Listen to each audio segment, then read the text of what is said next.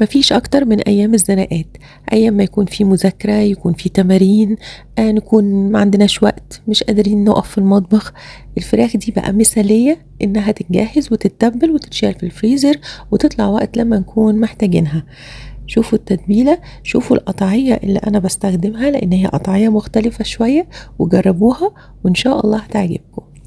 أول حاجة دي قطعية الحمام الكداب اللي احنا بنجيبها علشان نحشيها ونلفها. أنا مش هلفها، أنا هجيبها هطلب من الفرارجي قطعية الحمام الكداب، ولكن هشويها. وزي ما تحبوا، يا إما تشوها كلها على بعضها أو تقسموها تبقى بالشكل ده، نص الدبوس والنص التاني باقي الورك. بتبقى لطيفة وحجمها مناسب، وكمان بتعمل كمية كبيرة.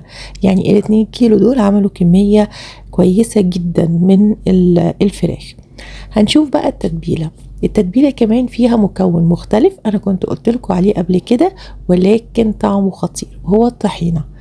هنحط طحينة ومستردة، توم مفروم، ملح وفلفل وكزبرة، بابريكا مدخنة، ولو مش متاحة تبقى بابريكا عادية، وزعتر وزيت زيتون وعسل أبيض وخل.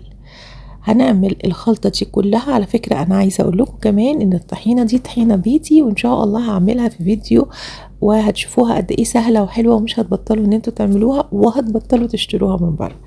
هنخلط كل المكونات دي مع بعض، ممكن نخففها بشوية مية بس ما تبقاش خفيفة، احنا عايزينها تبقى شبه العجينة، زي عجينة الكيكة كده، علشان تعمل كفر كويس للفراخ، وتبقى ما تبقاش خفيفة وتنزل منها على الفراخ لما نتبلها. هنخلص الخليط ده وهنتبل بيه الفراخ. طبعا ممكن تبات ليلة قبل ما نشتغل بيها، ممكن ساعة بس ونبدأ ان احنا نشويها. وطبعا هنشيل نص الكمية ونحطها في الفريزر، وهتبقى جاهزة معانا في اي وقت نطلعها ونشتغل بيها على طول. طريقة الشوي بقى في طريقتين. اول طريقة اللي هي الطريقة تقريبا المعتادة، الصينية وعليها الفويل والشبكة الستانلس، او في القلاية. في الحالتين احنا ما بندهنش خالص اي مادة دهنية. اهم حاجة في الشبكة الستانلس، اسمعوا الصوت ده، تكون سخنة جدا، بنسخنها الاول. فبصوا صوت الفراخ لما بتتحط على الشبكة دي بتفرق جدا في نتيجة الشوي. ده بالنسبة للشوي على شبكة الستانلس. بالنسبة للقلاية بنحطها برضو على طول بدون اي دهون. وده شكل الفراخ لما خلصت، ده شكلها على الشبكة الستانلس.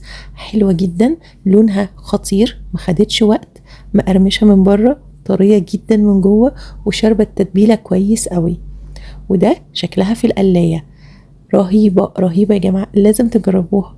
مفيش نقطة زيت، مفيش اي دهون حطيناها غير هما شوية زيت الزيتون اللي في التتبيلة. بصوا شكلها فعلا خطيرة، مقرمشة وحلوة قوي، ومن جوه طرية. فسواء عندكم الشبكة أو عندكم القلاية، الاتنين نتيجتهم مضمونة جدا وهتعجبكم قوي. الوصفة كده خلصت. يا رب الفيديو يكون عجبكم، يا رب الوصفة تكون عجبتكم، وأتمنى تجربوها وتقولوا لي رأيكم. وما تنسوش تتابعوا صفحة الفيسبوك وتتابعوا اليوتيوب وكمان التيك توك والإنستجرام. أنا وسام حجاج، وفي انتظار رأيكم، وبألف هنا وشفا.